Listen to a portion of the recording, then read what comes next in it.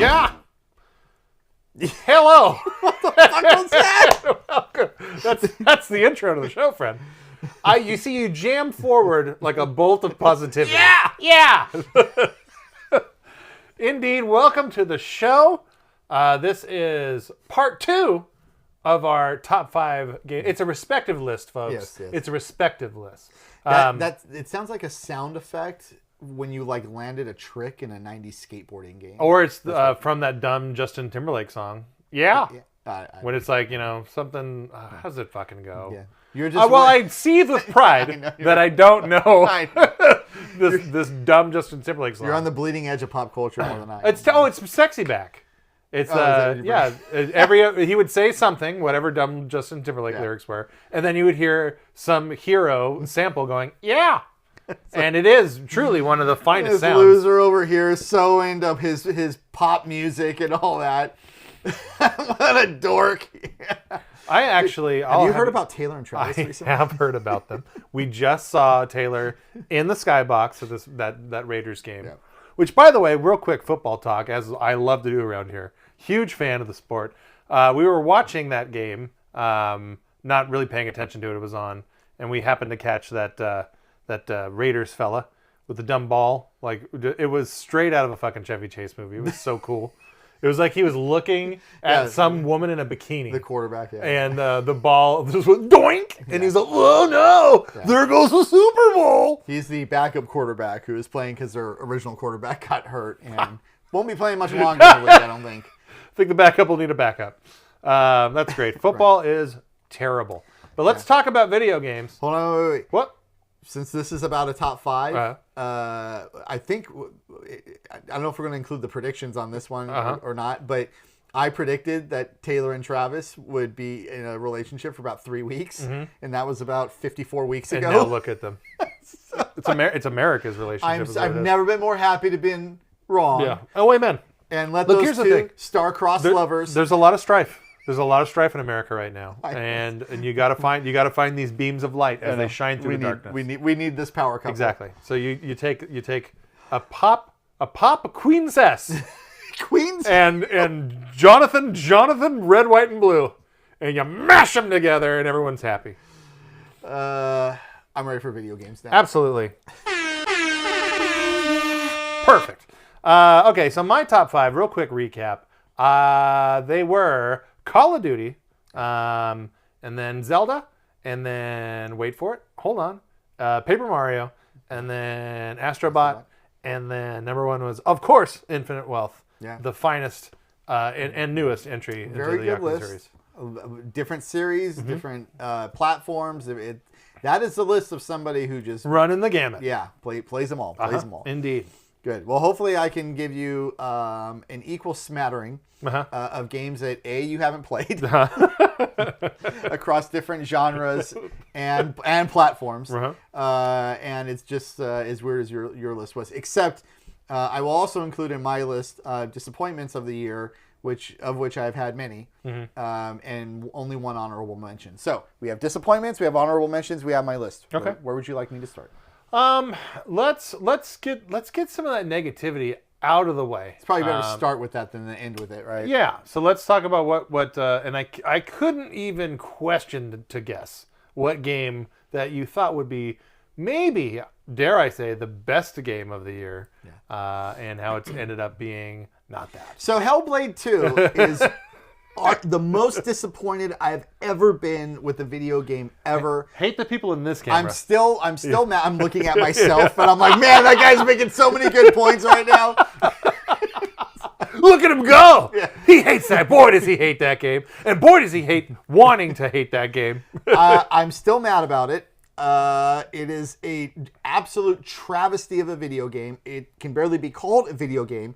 It's like if you played Life is Strange, except worse, but with better graphics. Less gameplay, but better graphics. And as somebody who's played literally every single Life is Strange game, including the most recent game, which will not be on my top 5 games list, by the way. Breaking news. Hellblade 2 was just an absolute disaster of a video game. Why? Because you don't actually do anything. It's kind of not a video game at all. So have you, to rewind and beat this up a little bit, I played the original Hellblade after you recommended that Hellblade, but also on your hype train towards Hellblade 2. Yes. So, but from my understanding of what Hellblade 1 was, I hadn't played it at that time, but I'd heard people on like podcasts and what have you basically say what I found to be true about the game, which was like, yeah, it's a neat little thing. It in terms of like the graphics. It does some interesting things that particularly in the sound, where you will either find it interesting or you will think it's awful and the worst, most rote and contrite thing ever. And that's kind of where I landed. And then in the package of a video game where and I'm talking Hellblade 1 now, like I stopped playing that game after calling you. Because I got to a good point where I basically experienced everything that the game had to offer. And I asked you, like, does this gameplay change? Am I only going to be going from other places and trying to look for things by lining up fucking flora and fauna to make a symbol and rinse and repeat? And you said, no, that's it. And I was done. Isn't this great? And no, it's really not good at all.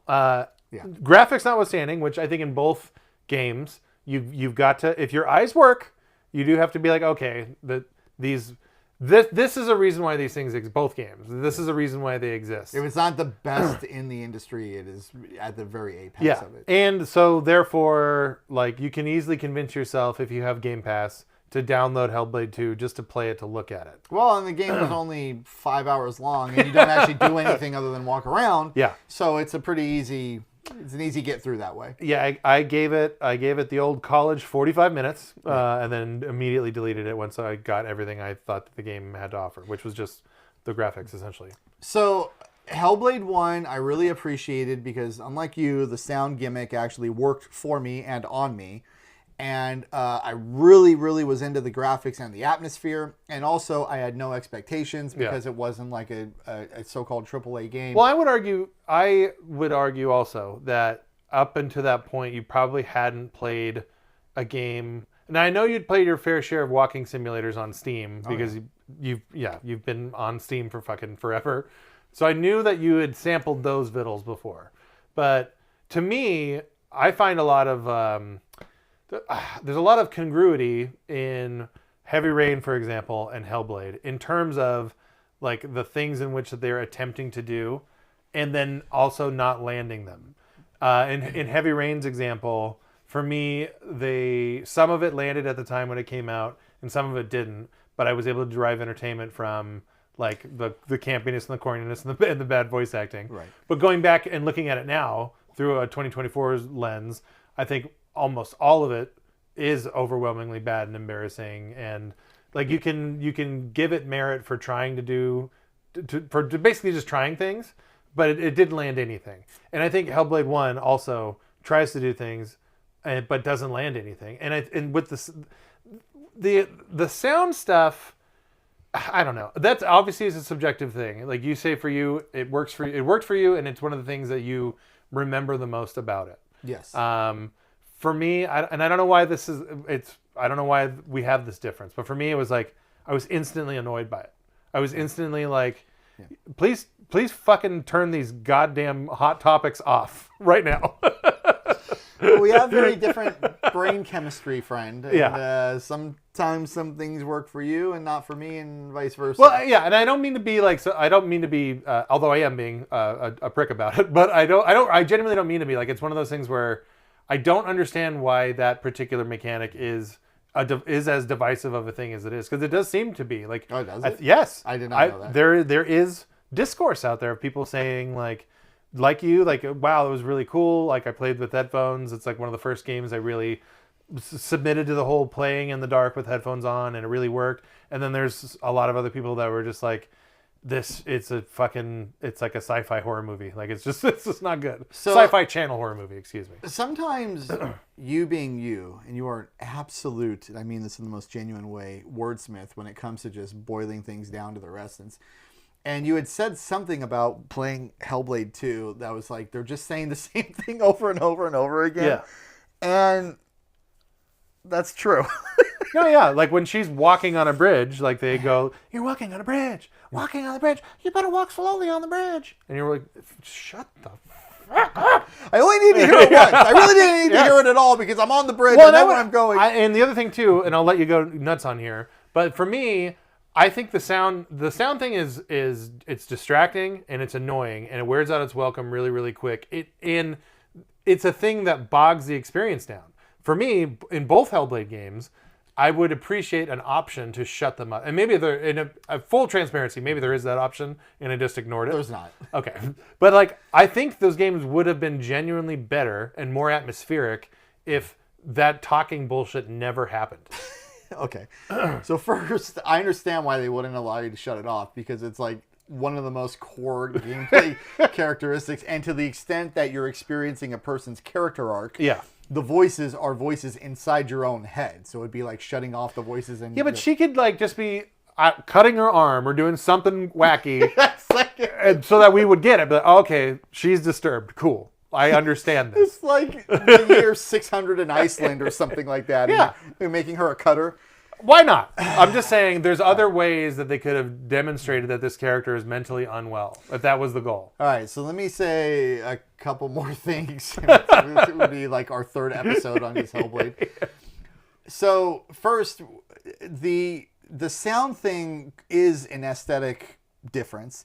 And it did not work on you, and I don't begrudge you for criticism because the walking on the bridge, I get it. It did work on me for whatever reason, and my recollection of the experience, which is several years old now, is that if you allowed yourself to let go, you felt like you were losing your mind as you played the game because you're constantly hearing these voices telling you what to do all the time. So that was fine, and I differentiate that from something like Heavy Rain because in Heavy Rain there were the majority of my criticisms of that game are plot holes specifically or the implausibility of certain plot choices. So having a criticism about an aesthetic difference, which is inherently subjective or certainly more subjective than something like, well, does this plot make logical sense? Is there continuity issues? So that's different. So I think the criticisms of Heavy Rain are just more objective in terms of what's going on here just doesn't make sense. Now, the fact that you were incredibly entertained by the horrifically bad voice acting in Heavy Rain, that is subjective because that annoyed the shit out of me because I'm not entertained the way that you are by objectively bad things. So go ahead. That's illuminating. I mean, it does actually make more sense to me. And I would much rather hear a French person just brutalize a Chicago accent than I would want to hear a bunch of fucking stupid whispers tell me that I'm climbing a ladder when I can visibly see that I'm climbing a ladder. It's like, it's not my experience, but I cannot disagree. It's so weird. It's like, you're right, but also I feel how I feel. What do you want from me? No, I think this is the solution to whatever perceived problem. This is exactly that. We just have to accept. I know. We get like Republicans and Democrats in a room to just like do this. Exactly. It's like, it's okay. You can Exactly. I want to hear a Frenchman give a really bad Chicago accent. I do. I think on a previous episode you actually did it, and it was like, we have to save the baby. Yeah. Don't let me fall asleep in the room with my baby. The other detective, not the guy detective, he was also really bad too. Like where he would just be saying like a normal sentence and at the end of it just kind of trail off into a real thick bleh. Like I think there was like can't help it. Yeah, like he would. It's like when you overpronounce like a Spanish word because you're trying to like be culturally respectful. It's like that, but the opposite, where you're trying to hide the fact that you speak a particular language. You're trying to like roll your R's really badly. Yeah, exactly. It's great. Okay, so Hellblade 2 sucks. Yeah, and it was your biggest disappointment of the year. Definitely the biggest disappointment of the year. But also, I can't stop talking about that game because of how excited I was for it and then how it completely matched and not live up to the hype at all. And also, as sort of an extension of our other conversation about how Microsoft just keeps dropping the freaking ball with its first-party exclusives. Like, this was yet another example of a game that could have been the thing to kind of get them into the Sony universe in terms of having in my estimation, it was the last one of those for the rest of this year. Like, but the other thing about it too is like I feel like, first of all, Microsoft definitely did put marketing dollars and weight behind Hellblade 2. Like, that was like a big summer game. But I think it was weird of them to do that from the outset. And they almost certainly did it because they had no other choice. Yeah, because they had nothing else. Yeah, you had nothing else. And so that didn't do the game any favors. It's like when a game is being like No Man's Sky is a perfect example of this. Like, when initially when that game was being talked about, it was like, you're going to be in a universe and like go from you, and all this crazy shit's going to happen. And here's how we can actually make this work.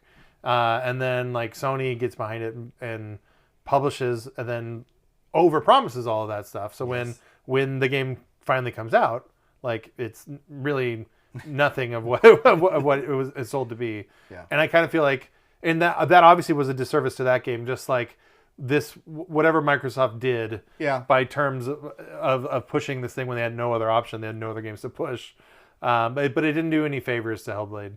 And maybe there is a world where, let's say things are rocking and rolling, and there's every month there's a really good Microsoft or a third-party exclusive, semi-exclusive, and you can look forward to that every month in Game Pass. Well, that would have been wonderful. And then so some weird little, basically interactive movie like Hellblade 2 comes along. Yeah, probably wouldn't have been shit on so much for being what it was, which was not a video game, just this interactive little high fidelity story. Well, and the gameplay, the trailers that they showed looked pretty cool because the graphics are so damn good. You're like, oh man, this looks really, really awesome. But the trailers are just showing off this sort of the cinematic world, and they're not actually showing off like what you're doing in the game. So, like, I just complimented you a second ago for having a knack of boiling everything down to its absolute essence. When you said in Hellblade 2, I just would like a piece of armor I could upgrade or acquire. One thing. Just give me one thing. Let me open up a box. Put a box there. Maybe let me a open different it. weapon. You could have a sword. You could have something else. Just anything. It's like that really kind of boils the game down to its essence, where it's like, it looks great, but you'd like to be able to do one thing more than that. And that's why, like, compared to like Life is Strange, which is an objectively inferior game, or should be, that game doesn't pretend to be something that it's not. Hellblade 2 is pretending to be something that it's not. Yeah. Unlike Hellblade 1 also. So anyway. All right. So that's a disappointment. But I have two others that I want to mention quickly. Okay. We'll get to that top 5 in the second hour of this act. And usually I'm the optimist here, but this year I've been disappointed by some, I don't want to say high profile games, but at least buzzy games. Hellblade is the most obvious, but also recently I played Animal Well. Mm-hmm.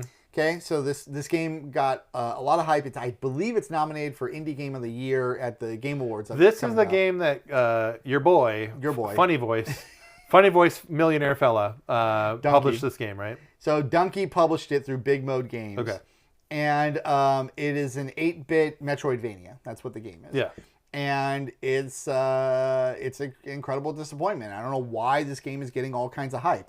It's not even the best Metroidvania of the year, much less the best indie game. You've played that recent Prince of Persia game, right? The Lost Crown. Yeah. Yes. So that game completely went under my radar. Like, I knew it came out when it came out, and then just like farted and completely forgot that it existed. There's a lot of chatter coming back around now because that game was a big giant flop, and every day that goes by, it looks like Ubisoft is not long for this world. The studio just got shut down. Yeah, exactly. So. But by all accounts, I keep hearing that it is incredible and one of the best Metroidvania games to come along in years. And notwithstanding, like a new Metroid came out not that long ago, and I've heard that this is a better exploration action game than even that was. Yeah, it is, in my opinion, the best Metroidvania game that came out this year. Yeah. Certainly much better than Animal Well, and just a really fun experience. It's currently $20, and I'm definitely I'm interested, so I'll be picking it up. So the thing about Animal Well is that there's no plot and there's no story, so the game has to exist basically exclusively off the gameplay. You also have bad graphics. I mean, it's 8-bit graphics. Now, I can handle 8-bit graphics if it's a game like FTL or Into the Breach, but this was on the verge of being annoyingly bad graphics, or at least retro graphics. And there is some clever game design with it. It's not a very long game, but it was just completely overhyped. If it was just released as a game, it would be fine, but it got extra hype because Donkey, internet celebrity he is, got behind it to push it, and then I don't know, maybe people didn't play the Prince of Persia game because they played this game instead and loved it. But I got the platinum trophy in it because I am, if nothing else, a masochist. But I did not like it at all. It's not a good game. Oh, I did. I 100% of your game. I mean, I didn't like it. I mean, of course. I mean, what am I supposed to do?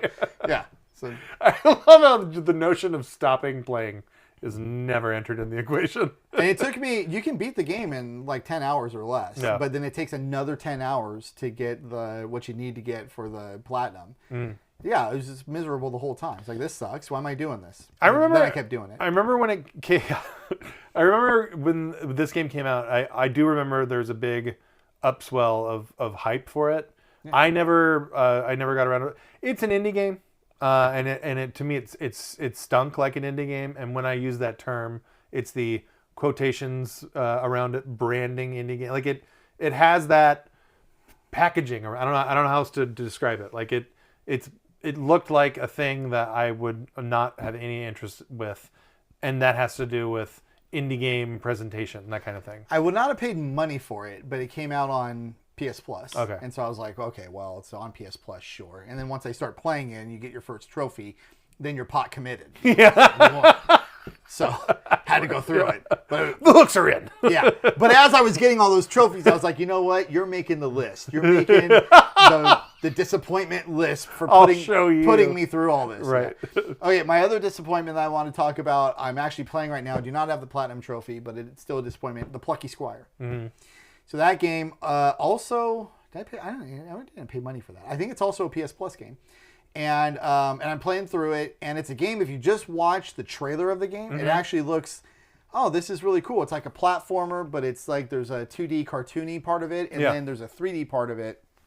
And it's like a fairy tale, and you're in a book. Your character is in a book, and then he comes to realize that they're a part of a story. Then they jump out of the book, and it looks like you're in the bedroom from Toy Story, and you're kind of running around doing things. Wasn't this game, I want to say it was shown off in one of the showcases? Sony, Nintendo, or Xbox, any one of them? Yes, and I cannot remember. I can't remember. But it was shown off and got some buzz. Yeah, because that's why I'm familiar with it. As a trailer, it looks pretty good because of those gimmicks. And those gimmicks are cool. The problem is that there's nothing to hold that up. The combat is incredibly simplistic. The story... What you want out of this is like a story. If the aesthetic is like sort of a kids game, it's like the Toy Story movies, like kids movies ostensibly, but they kind of lace in adult references or humor or whatever, things that kind of keep your parents or the parents entertained while the kids are watching. They could have done some more of that. Actually, they could have done some of that. Period. In Plucky Squire, they don't do any of that. Got it. So the story is you feel like you're playing something that's like basically like for 8-year-olds. The Barney TV show that we used to watch is basically like that. And then the gameplay is as simplistic as well. So none of it is really landing. So all you've got left then in terms of like holding your interest is this gimmick about it being 2D and then 3D bouncing in and out of the book. And that's cool, but it loses its luster after an hour or so. It's also like so many games have done that now that it's like the innovation level of that is definitely worn out its welcome, I think. Yeah, and that is also true. Yeah. So as I'm playing it, I'm like, this is like kind of and you're waiting for things to develop, like in Hellblade. You're waiting to be able to like have some additional gameplay, something, and it's just really not there. So I'm about 80% of the way done, not quite there, and I will be getting the platinum trophy, but also I'm not going to like it. So it too makes the list, the list of disappointment. I'm going to spend hours of my life on your thing I don't like. Yes, but I'm going to talk about it, and that's what this is. So make better games. How about that? So the concept of yin yang on full display here. Okay, well, friendo, I think it's time. I think it is time without any further disappointments. 30 minutes of disappointment. Yep. We'll blow through this list in 5 minutes.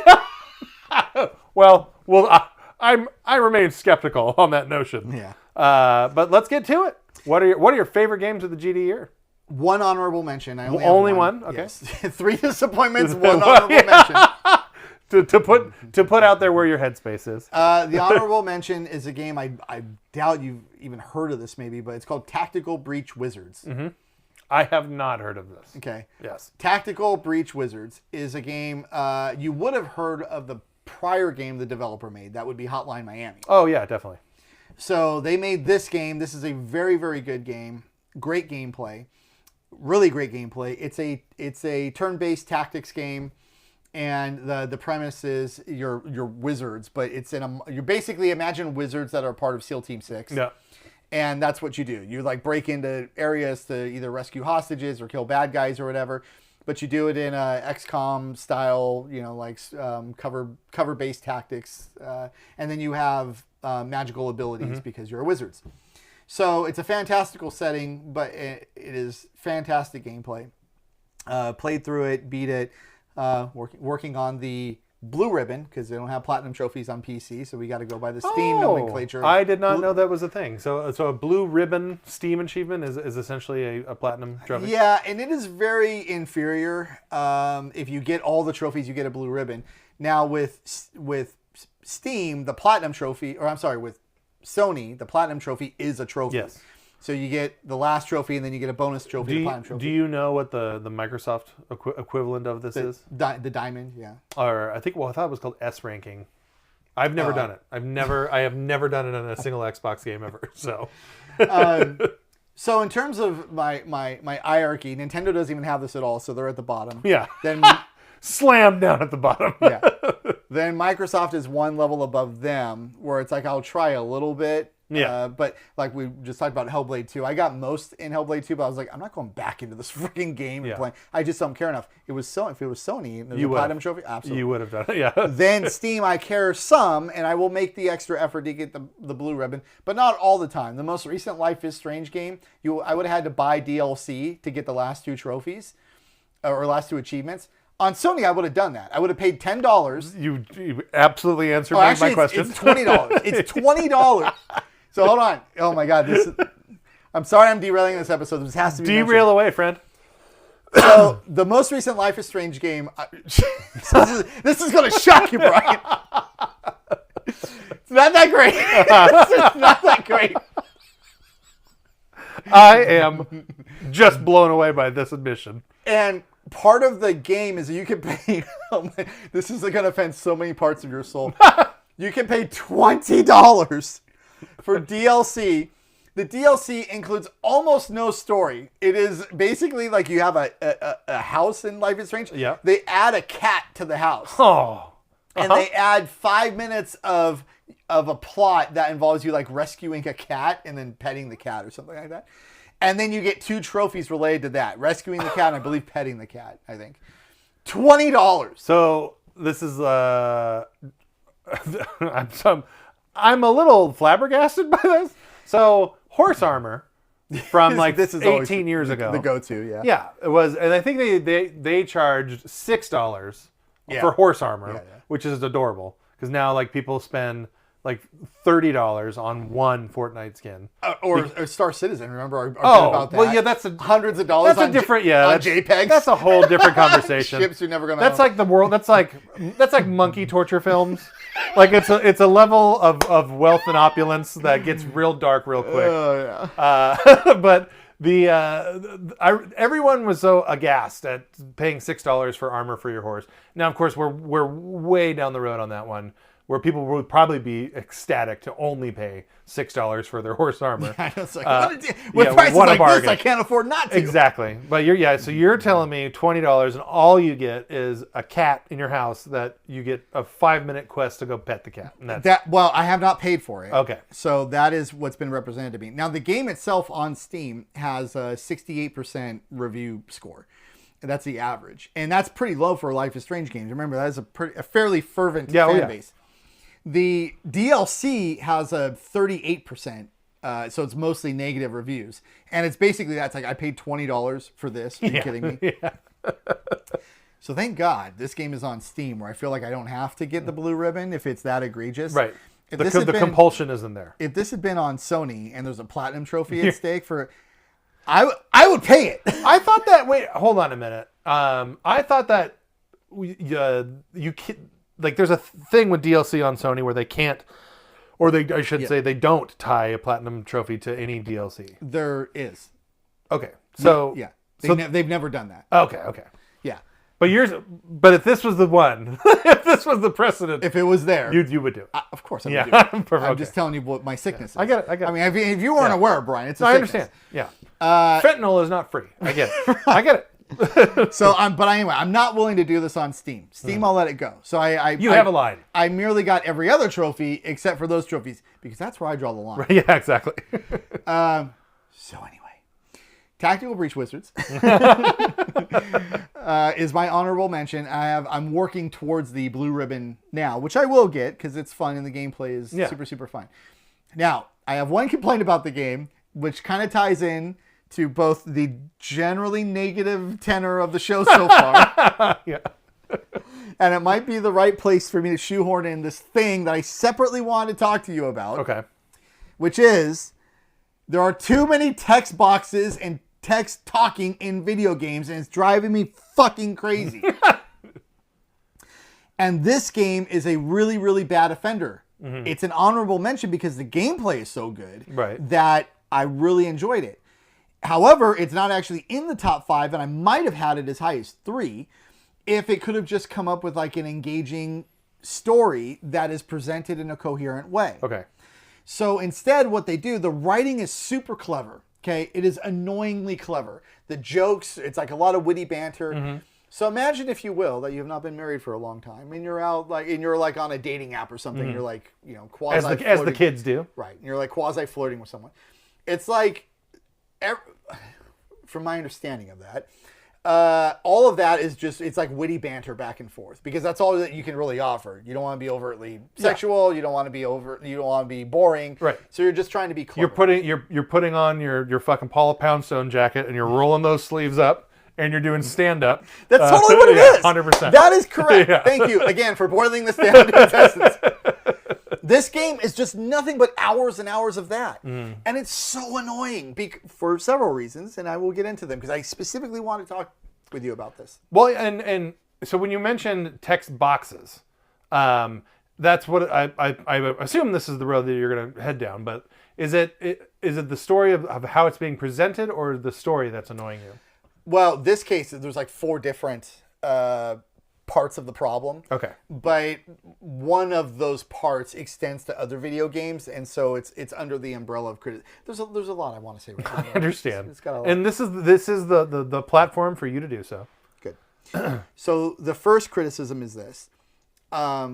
Because you're just focused on doing clever writing, there's no like character arcs or character growth or real personality development from the characters, so that as you're going through it, you're sort of seeing their changes over time, or you're seeing plot twists that sort of make you engaged in the narrative and where it's going. Mm-hmm. It's none of that. It's just like witty banter. Oh God damn it! That sounds so awful. And there's a place for that in moderation in games, you know, but it's not. It can't be the whole game, and it's literally the entire game. So the entire narrative part of the game. Real quick segue. But what you said inspired me it reminded me of this. So more than several years back, there was that Grindhouse collection that came out in theaters where it was a Robert Rodriguez movie. And then Tarantino? Yeah, and then the Tarantino one was Death Proof. Yeah. I hate Death Proof, with the sole exception of the last 15 minutes of the movie, which rules. Yeah, that's exactly correct. But all of the rest of that movie, to me, it sounds like somebody who is like a film student in college and like just discovered Quentin Tarantino and loves Quentin Tarantino. And every solitary sound that comes out of a human being in that movie is just cute, ultra Tarantino dialogue that like loves to huff the smell of its own farts. This is so true. I love it when our minds meld like this. That's what this game sounds like to me. They do, like in Death Proof. There's like a 10-minute scene or something like that of just a bunch of women around. It's the Bud Light, Taco Bell, fucking 105-degree fever, high-speed drizzling shits. I hate it so much. You remember when Inglourious Bastards came out? Yeah. And I have said and still say that the very first 45 minutes of that movie is the best work he has ever done, ever. And I love Tarantino. And then right at the moment that you see the scene where the soldier comes up and the girl who survives is changing the marquee on the sign. Oh, yeah. That, it's like the movie shifts. And this scene that everybody... Have you seen those memes where it's like, you're on an island and you're like, this is my opinion, everybody disagrees with me, fine. My version of that is that bar scene where they're doing the cards on the head. Oh, yeah.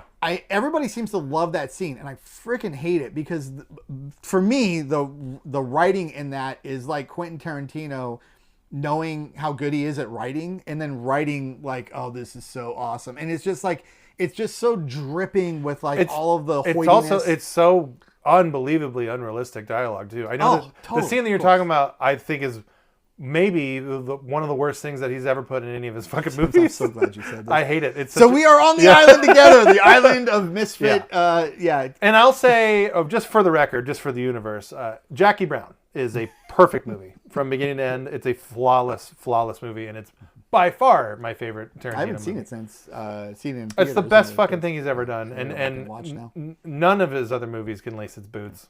Period. So Tactical Breach Wizards has the plot. I love that we're still on the fucking honorable mention.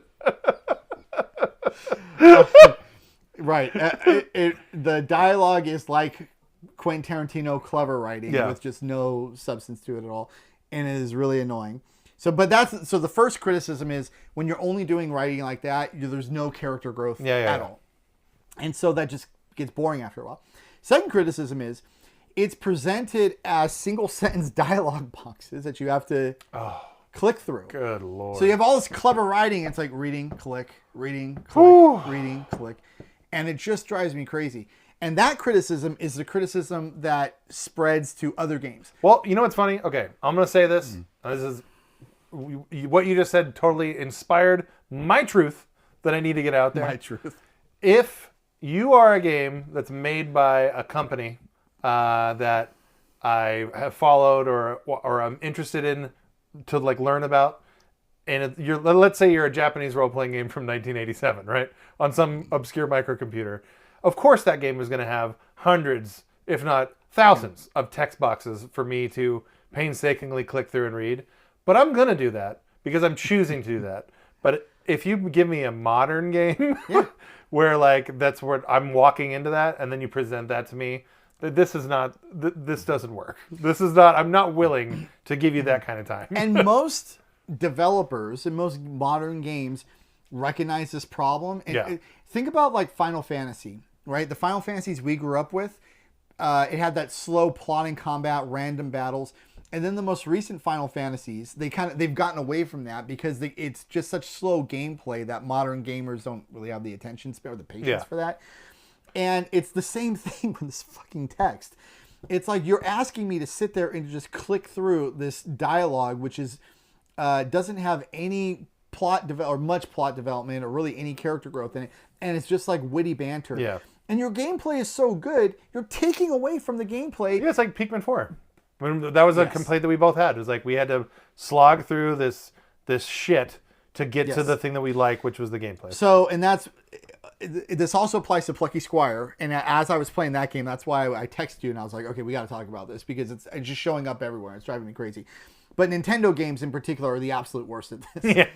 Totally. They absolutely are. Yeah, because Pikmin did it for sure. Yeah. And then there have been several... Well, the Prince was telling us on our Discord that Brothership does this like, really, really bad. And that was after I had messaged you about this complaint, and he didn't even know about it. Right, and then the Prince was like, these dialogue boxes just too much. And I was like, yes, you are correct, and I've got something to say about that. So we really got to fix that. It's just driving me bananas. Now, my argument is like I'm willing to do that. I'm willing to have that and enjoy that. And if this is hypocritical, I don't give a fuck. But like I'm willing to do that because I'm an appreciator of like retro games and shit like that.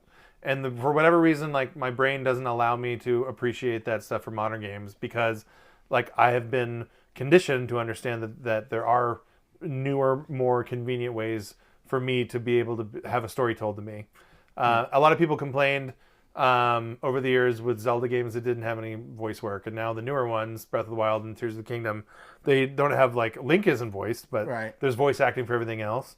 And like the way that it's not like there's not a ton of dialogue in those Zelda games, so it's like it kind of for me it was a nice little like a balance between telling whatever story they want to tell and not having to click through a bunch of fucking boxes. So it is particularly egregious when the writing that you're describing just sounds plumb annoying, and to not just have this, at least some AI fucking actor like spit this shit out. The fact that they're forcing you to ignore it and click through it is pretty egregious. So that's you remember the 2011 movie Drive? It's like, that was when I saw it. I was like, I can't believe how good this movie is. There's no business being this good, and I can't believe Ryan Gosling is this good in it. When I was reading about that movie, those two, Ryan Gosling and the director, were just going through the script and removing lines of dialogue for him to just make his character have less and less to say. Yeah. And the movie totally works. And so it's more about everything else that's going on and less about his personality. The follow-up movie to that, too, Only God Forgives. Same deal. It's a different, it's the same director. It's the same pairing, Ryan Gosling, and I can't remember that director's name. He rules, though. Same thing. Like, Ryan Gosling is just this silent fucking murder machine. And it is very effective. It's great. So you are a murder machine in Tactical Breach Wizards. Yeah. But you're not silent at all. And it's opposites. They could deal with more silence. So anyway, my larger critique of all of gaming is just there's too many text boxes and it's just annoying as shit. In this particular game, the critiques are, as I said, there's no character growth and there's too many text boxes. They do give you a skip option. You can skip it, but then it's like, well, okay, what am I skipping here?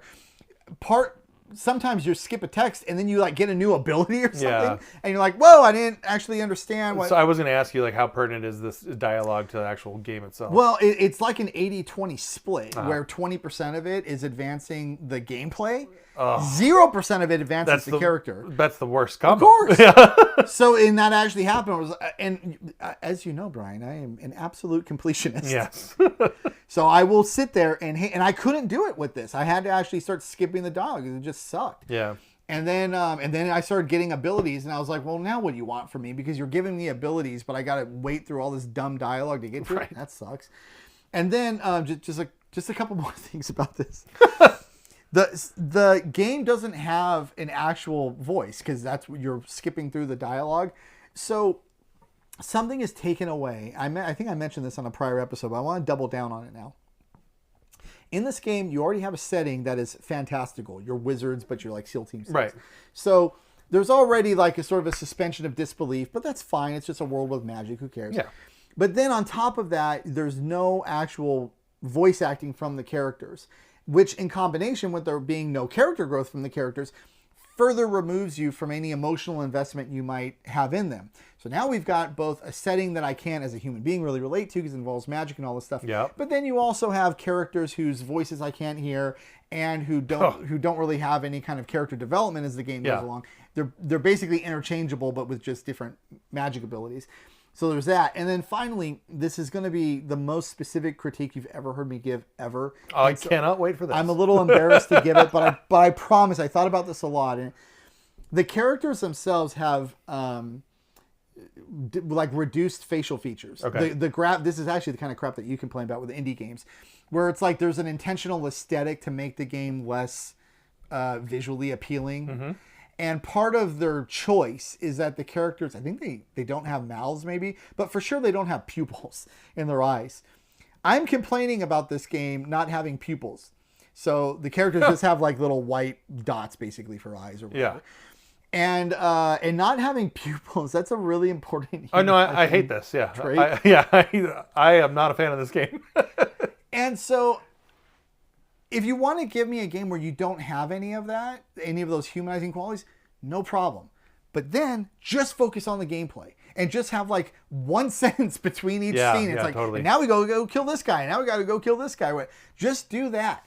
Don't make me sit through 10 minutes of dialogue with characters who I can't identify with even as humans in the setting that I don't identify with as a human, using text-based dialogue that's annoying to click through, and there's no voices, so I can't even understand the inflection of their voice to get the humanity. You do all of that, and you just completely remove me from any interest that I have in anything other than the gameplay. Sounds like you should probably play Mortal Kombat instead of this piece of shit. And this is my honorable mention for Game of the Year. That's so good. Because the gameplay is good. Just that good. All right. It is really that good. Well, that was a fun little ride. 45 minutes in. Let's crack that top 5, Daddy. Number 5 game is Hades 2. Mm-hmm. And the reason it's this low is because it's an early access. If this had been a full release, it would certainly be higher. Mm-hmm. I punished the game because it's early access. And I really didn't want to put an early access game on here, but this is probably one of the better early access efforts you will ever see, ever.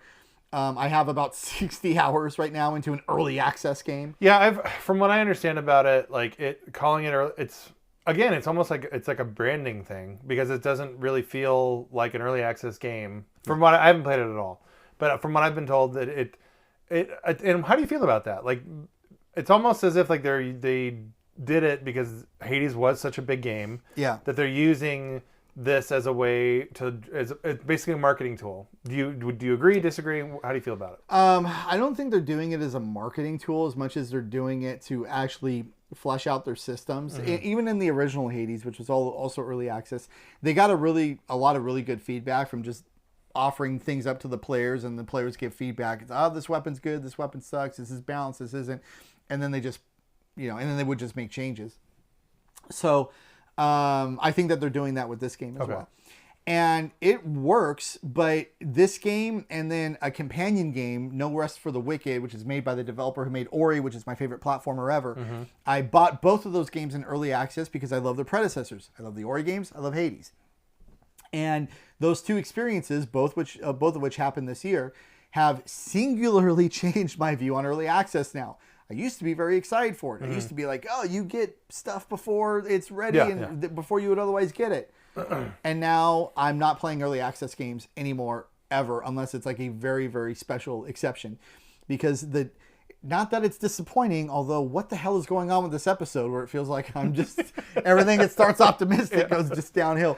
I'm just here for the ride, man. I will say, though, that with Hades 2, there's 3 acts in the game, but only the first 2 are available in Hades 2. Mm-hmm. So I got 60 hours out of that thing in only 2 acts.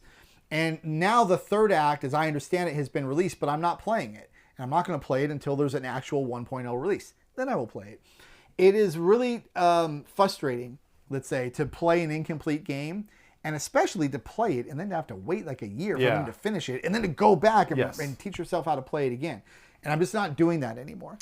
I think that's of sound mind, to be honest with you. I think the whole concept of an early access game, I think, is cool to help out, drum up support for unknown games. Yes, that's good. All that stuff's fine. Yeah.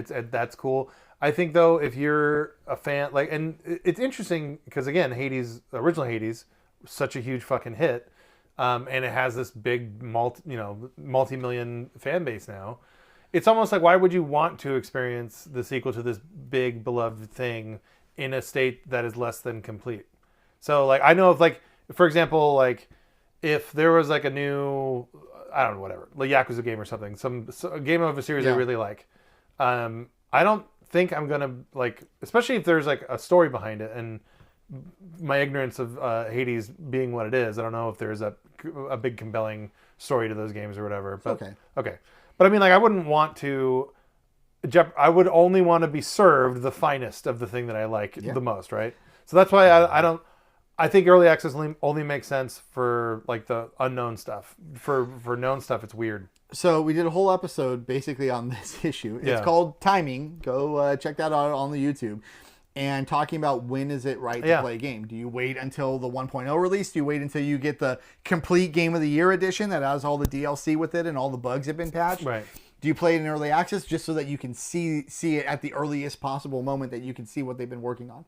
And there are arguments to be made for all three. And where I'm at in my life right now is a game like Hades 2, even though it's my number 5 game of the year, I regret buying it and playing it as early access. I wish I had held off and then just to the tune where like now you don't ever want to do it again. You don't want to like experience an early access game for fear of ruining your experience. Yeah. And so when Hades 2 gets a 1.0 release, I'm gonna have to go back in and probably put another 40 hours into it. So it's gonna be a 100-hour game in total to get through the rest of the content. It's why I really, really want to go back and play Cyberpunk again, just because it's been updated and we've talked about it recently.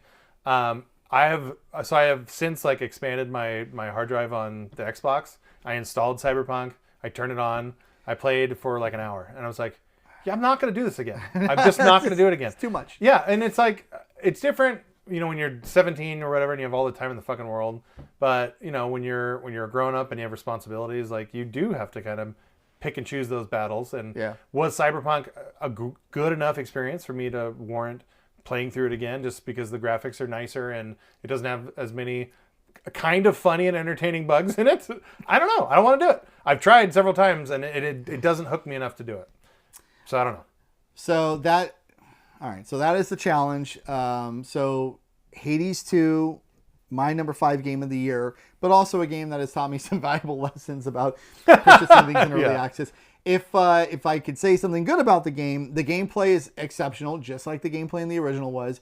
They improved on a lot of things. They expanded on a lot of things. The changes they made sort of made sense. It feels new in terms of the weapons that you get. The story is actually engaging, and it's kind of cool. You're dealing with the Olympian gods, and so there's sort of an inherent hook into that as well. I'm very interested to know how it ends, which I don't, because I've only played the first 2 acts, because that's all that was available for 60 hours. That's like that's seriously like a game killer for me, man. Like the fact that I would be able to get up to a certain point, not finish it, and then I have to go back and relearn it and all that shit. Well, remember, it's a roguelike also, so you're doing the same content over and over and over again. Well, we live and we learn. And some of us are masochists who just don't mind the torture. That's a cold hard fact of life. So anyway, Hades 2, number 5, might have been higher had it been a full release. It wasn't, so there we go. All right, number 4. Number 4, let's do it. Balatro. Balatro is great, and I'm rewarding and awarding this game as my number 4 game of the year, in part because I like what it represents symbolically. An indie game made by one person. You and I can both appreciate that. Some dude just sits in his garage and he's like, here you go, world. Those are the ones I appreciate the most. Yeah. no blue hair here. Yeah. Well, even if you have blue hair, I'll still respect it. If it's one person in a garage working on it. Yeah. And it's a really interesting gameplay hook. He took poker and just made it super fun and cool. And the addictiveness of that game, my God. So he basically took poker and then combined it with the best parts of deck builder games, and then almost a little bit roguelike stuff, to create this incredibly just catchy mechanic where you're playing and you can get these insane combos. If you go onto YouTube and just search for Balatro high score, it's like you're getting combinations that just break they literally breaks calculators. It does like 1.16 E whatever. That's so cool. Because you're getting a quadrillion points or whatever it is. So it's just really, really fun it's the most simplistic game that has the biggest hook to it. And I probably put about 20 hours into it, which given that game is... What are you... So I've heard from many people that their preferred method of playing this game is either on the Switch or Steam Deck. Like purely a portable, pick it up and play throughout the day. How do you play this game? I just play it on my 4090. That's so cool. Yeah, I'm playing Commander Keen 1 on my fucking $10,000 PC. I've got it overclocked for a reason, Yeah. Are you like really fast, Commander Keen? Just as fast as possible. So if I actually left my house ever, I would definitely play it on a Steam Deck for sure. Steam Deck or I would play it on Steam Deck. Yeah. I don't know on Steam. Apparently there's a mobile version now. I just play it on my phone. Oh yeah, I've heard that. So, but my console of choice on the go would be Steam Deck for sure. But I happen to be playing it on my desktop, which is really fun. And it's just not much more needs to be said about the game because it is everything that everyone has read about it. An incredibly addictive mechanic, a really interesting premise that for whatever reason developers haven't tried yet to reinvent poker. Yeah, it is definitely, I think, the indie game of the year, so to speak, in terms of the conversation. And also the bridge. Everybody likes this game. Like everybody of all ages just totally digs it. Yeah.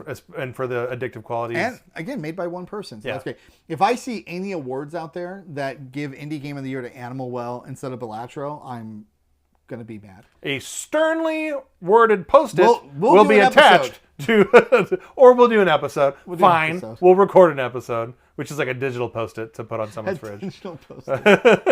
It's a digital, what were those things where you would like light poop on people's porches? Oh yeah, like a ding-dong ditch effort kind of a deal. Yeah. That's what we're going to do. If that happens. Yeah. All right, number 3. Prince of Persia: The Lost Crown. Oh! That's funny. See, I brought that bad boy up, and here you are.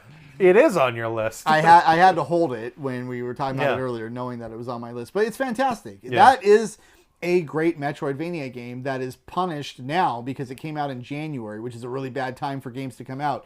You missed the Game of the Year discussion. Yeah. And then people don't start really paying attention to video games modernly, I guess, until February when all the newest AAA games of the year come out, which do seem like it does kind of seem like the game was sent out to die a little bit, which sucks. It could have definitely been better positioned, but at the same time though too, like I do think you need to give credit to Ubisoft for doing this, like the fact that they like made the effort in an era where not a whole lot of companies on that Ubisoft level are actually trying to do anything like this. So that's all really good. Well, it's like Ubisoft looked around. They're like, well, what IPs do we have? Oh yeah, Prince of Persia. And they just started making all these They have 3 different Prince of Persia games in development at the same time. They had this game, The Lost Crown. They have the roguelike, which is now out in early access and it's supposed to be good, but I haven't played it because those are my new rules. And the remake of Sands of Time, one of my favorite games ever. Yeah. So, which is still going strong. So great, Prince of Persia that's a great franchise. So I'm glad to see good games coming out, and The Lost Crown was a great Metroidvania game that came out. I do think, as I was mentioning on the other episode, and talking like there seems to be like a reignited buzz about this game, and the fact that it is now dirt cheap everywhere you look. I think a lot more people are going to play it. Well, and some DLC that I have not played yet just came out a month ago. Oh, that's cool. And it's only $5. And I think it adds 5 hours, so it's the exact opposite of the Life is Strange cat DLC. Yeah, the polar opposite. 1/4 the price for 10 times the length of content. You know, it's funny. It's so Ubisoft. If you think about all the shit that they have that they haven't been doing in lieu of the dumb pirate game and every year another Assassin's Creed game, but they have Rayman and Rabbids, and your mileage may vary with each of those things, but they're known. In particular, there hasn't been a new Rayman game in fucking forever. Yeah. But you have Splinter Cell, not a peep from Splinter Cell. Yeah. There's all this other stuff that they have that they've just been lying dormant with. And then it's funny, like every 5 or 6 years, they talk about how Beyond Good and Evil 2 is still being worked on, which is a joke. Like, just stop. Can't wait. Just stop. Looking forward to it. Been waiting for this one for a long time. But no, it's funny. Like, they're obviously in bad shape right now for a company of their level, and it does suck that a game like this, by all accounts, probably their best game to come out in years. Yep. Just overall. And like, you know, it didn't sell, so there's probably a little bit of gun shyness there when it comes to looking at the Raymans of the world of doing something new. But you know, I get it. You got to make the world's first quadruple A game, so you gotta make your choices. So there's all these rumors about them being acquired by somebody. Yeah. And I really hope that doesn't happen, because there's one thing the games industry does not need right now. It is further consolidation. More fucking consolidation. Yeah, exactly. So we need to keep our publishers out there. I was willing to go along with the Microsoft Activision thing because I was hoping they would fix Blizzard. They didn't. You know what's funny too is Blizzard.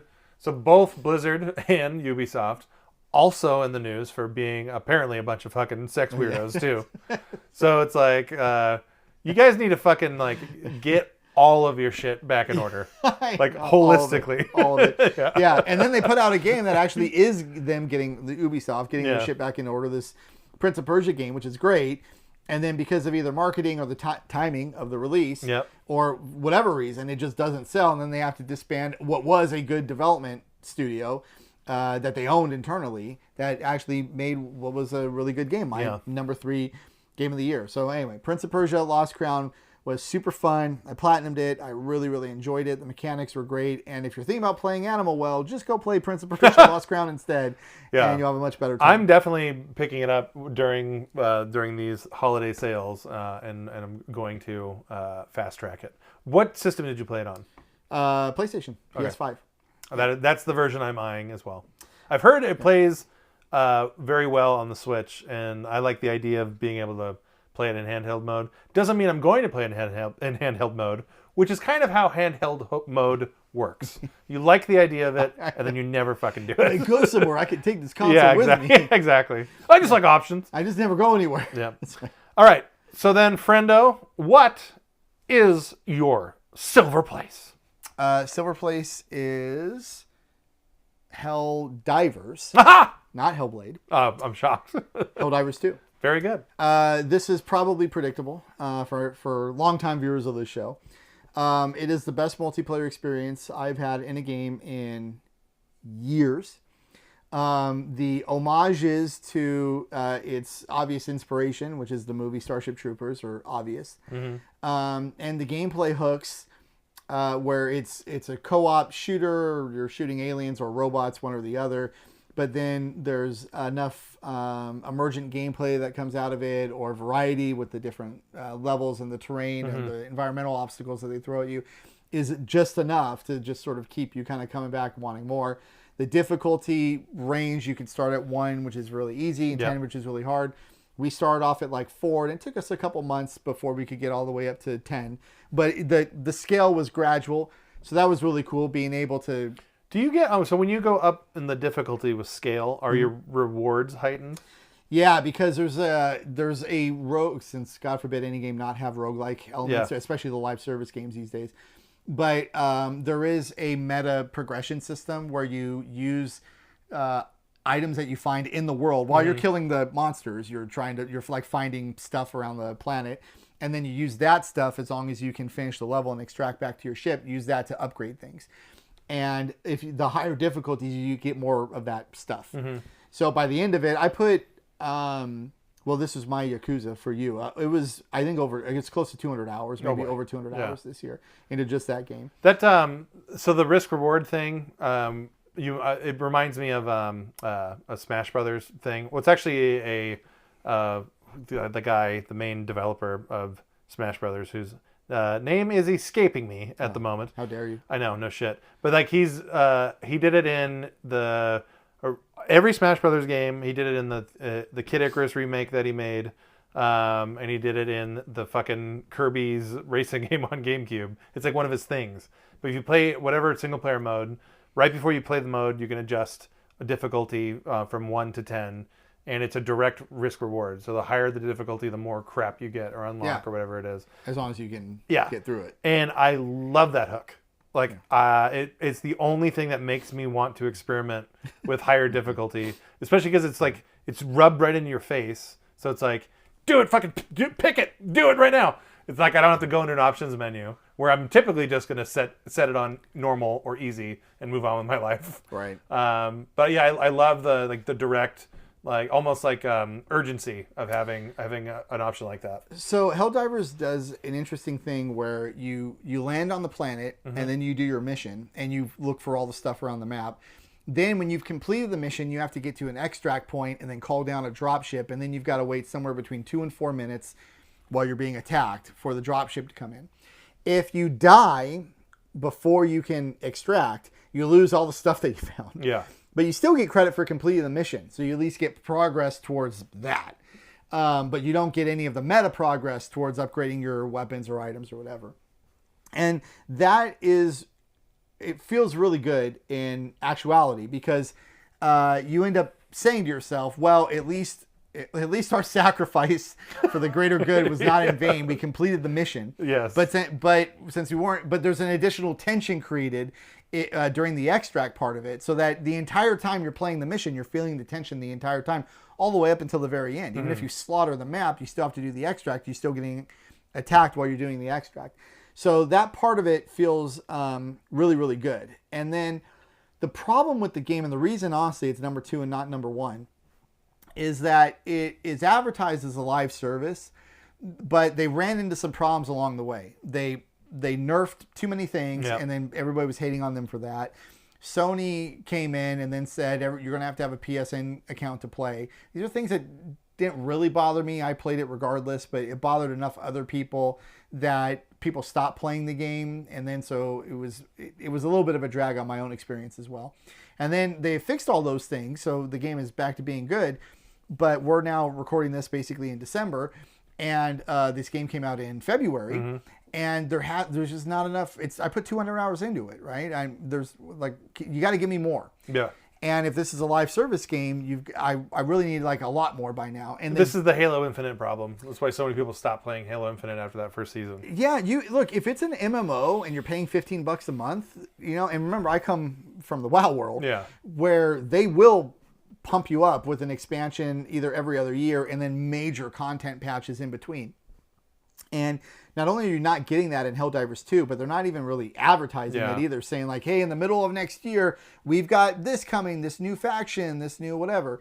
And if you played Helldivers 1, there is an additional faction beyond the bugs and the robots. It's called the Illuminati, like an alien thing.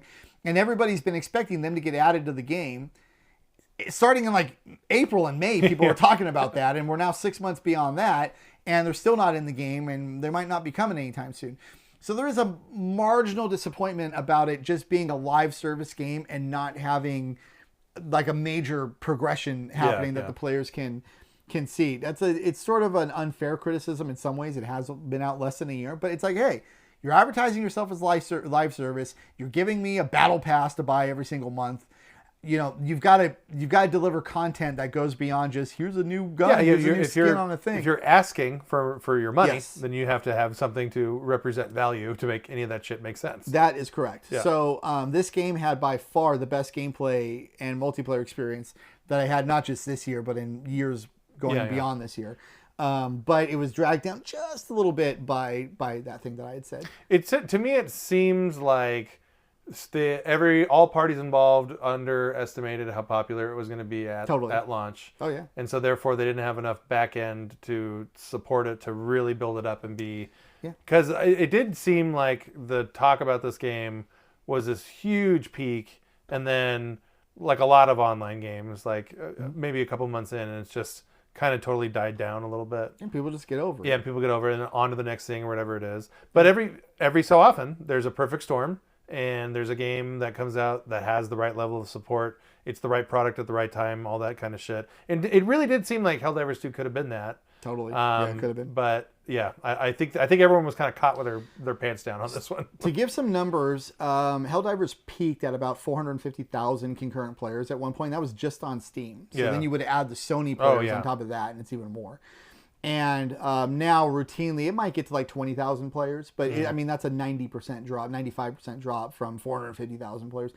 I remember attempting, I may have told the story, but right after the game came out, I was trying to play it on my Steam Deck, wondering if it would even run. It does run. But then I was in the mountains trying to, for a ski trip. But when we're not skiing, I'm trying to get away from my family. I'm trying to play my video games. Yes. And it was running so hot on my Steam Deck that I had to put it on a chair in the snow. Right. Natural cooling, obviously. And then sit inside playing it through a glass slider. That's my favorite part about the story, is the barrier. Well, I don't want to be cold. I want to be warm and cozy. Take this, you stupid machine. And you have to be online to play it. We didn't have any internet where we were. So you're tethering on your phone, obviously. As you do. As you do. And it's like, that's how I played Helldivers. Well, if you're willing to go through those levels of commitment to do it, then obviously it was a special game. I wouldn't do that for the number 5 game of the year. No, well, maybe no. I would. But that is one of the many reasons why that is my number 2 game of the year. Okay. Well, friend, hit us with your big boy. What is your number 1 game of 2024? You already know it. I did. I was assuming this was happening. All right. But lay it on me. It's Astrobot. Of course it is. And I had to do a real debate in my head between Helldivers and Astrobot, and I had to think, and I just never had a bad moment with Astrobot ever. Yep. And I'm now done with it, and I've platinumed it, and just literally every single level, literally every single trophy that I had to get, it was just happiness the entire. I cannot believe how consistent that game was. Yeah. And that is the word I would use. That's a great word to describe it. It is consistently a 95 out of 100 it never dips. the entire time. Yeah. No bad levels, no boring parts of it. The gameplay variety, killing things is fun. Yep. The homages to the PlayStation brands are fun. All the best. The collecting was fun. The boss fights were fun. Just even for me, the obstacle courses were fun. Every single part of it. And so that's ultimately what made the difference. The type of gamer that I am in most years, well, that's not true in most years, but the type of gamer that I am, I'm more likely to pick Helldivers than Astrobot. It just plays a little bit more to my sensibilities. But you just can't deny it. I cannot deny how good that game is. And when I said it, on my episode when we were talking about it, and I genuinely mean this. So it's like the highest praise I can potentially give a fucking video game, but it's the best Nintendo game that I played this year, and it wasn't made by Nintendo. And so now there's all this talk about Astrobot being like Sony's Mario, which is justified. That game is absolutely a platformer worthy of anything that our buddy Shigeru Miyamoto might have come up with.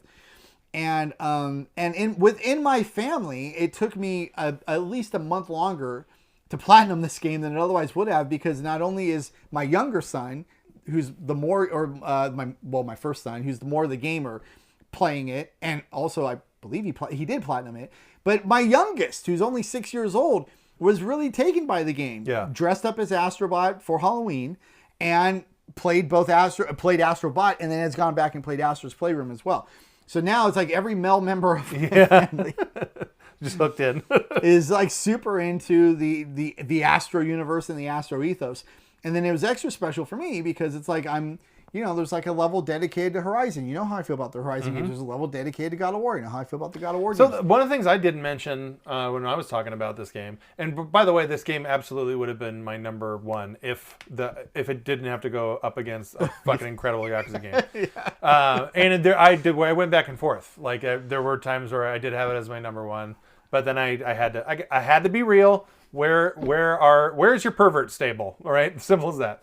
I can't wait till the next Astrobot game with an homage to the Yakuza games. Yeah. And it's like, here's your Yakuza level. Oh, well, this is a perfect video game. Men in diapers. Yeah. Well, that's the thing. Robots in diapers. There were a bunch of Yakuza characters in the game as hidden bots. So it's like, oh. That's right. But you just mentioned how you loved it because there's the God of War and there's the Horizon and all that. Uncharted. It did such a good job of doing a balance between the things that people love about modern PlayStation and the things people love about the old stuff. Like, it was just a fucking perfect 50-50 split of old, like, super deep cuts. Like, there was, like, the rabbit from Vib Ribbon on that game. Don't know what that is. I know none of those words make any sense to you. But the fact that that's in there, and then... My deep cut was the Intelligent Cube one. Oh, yeah. That goes back 30 years for me. There you go. But it was just such a good balance of all of that stuff. Yeah, and we didn't talk about this, and we talked about it when the game first came out. We didn't talk about it today, and that's how good this game is. The stuff with the DualSense controller.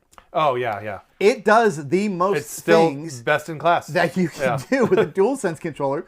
It would have been a great game. It would have been worthy of a top 5 without any of that. Oh, yeah. That just you could play this thing with a fucking Master System controller, and it still would have been the best.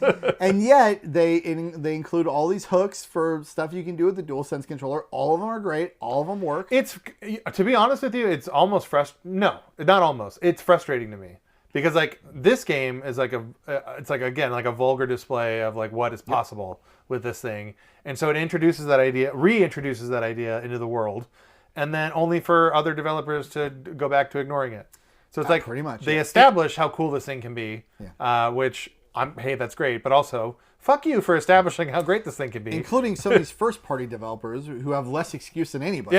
For ignoring these amazing features. And it's like, why would you ignore them? This sets you apart from your competitors. Like, you have the best controller on the market. Why wouldn't you take advantage I did of forget to mention when I was talking about Stellar Blade on my Stellar Blade has a little bit of that stuff too, which I was very appreciative of. Okay. Anytime I get it in any game, I'm just like, yes, this is great. More of this, please. Yeah, please.